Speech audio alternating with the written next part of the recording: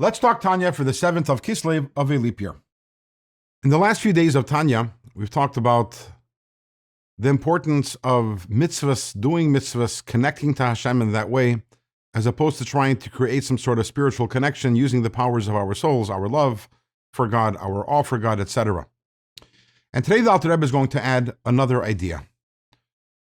And that is based on something which we've talked about in the past on many occasions, that the way God established the system of creation is that although we are on the lowest rung, we are the lowest world, and we are reliant on the higher worlds for the flow of energy, of divine energy that comes to us, but we control all the switches and all the levers, and we push all the buttons, because whatever we do, we cause a reciprocal effect above.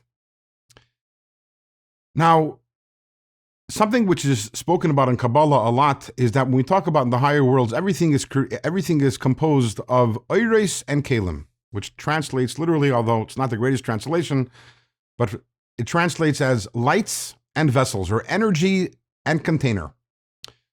And we also are made up of energy and container, a light and a vessel. The energy, the light is the soul, the container, the vessel is the body.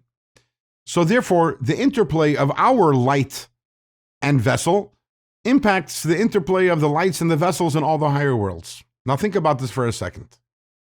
When we have a relationship with Hashem, which is constituted of our feelings for Hashem, our love for Hashem.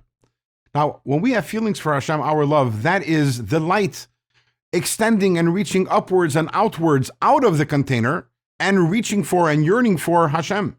That causes actually an impact in all the higher worlds, a similar impact. What happens is that the lights in all the worlds, instead of settling into the container, which is actually the purpose, that the lights and the container should unite, and thereby the light goes even lower and lower and lower until it reaches our world. What we are causing is a histalkus, or a hala, that the lights actually leave the vessels and they return to their source, which actually is a dangerous thing.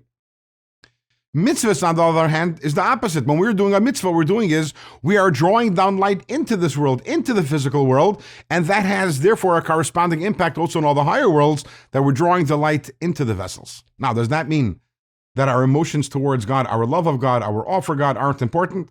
So in other places in Chassidus it says, no, they're very important actually, because a mitzvah draws down light. So when the mitzvah is accompanied by our feelings for God, then what happens is our feelings cause the lights to depart.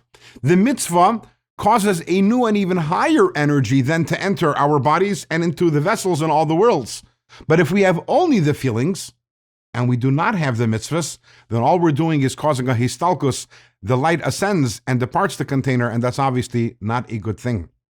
And just as this happens when we do a mitzvah, the same thing happens also when we study Torah and we articulate the words. Number one, when we're articulating the words, we're doing a mitzvah and we're bringing the light into our body because we're using our body. And also, as we've spoken earlier in Tanya in the previous segments, every time we're studying about a mitzvah, it's as if we're doing the mitzvah. Once again, we are bringing down the light here into this world.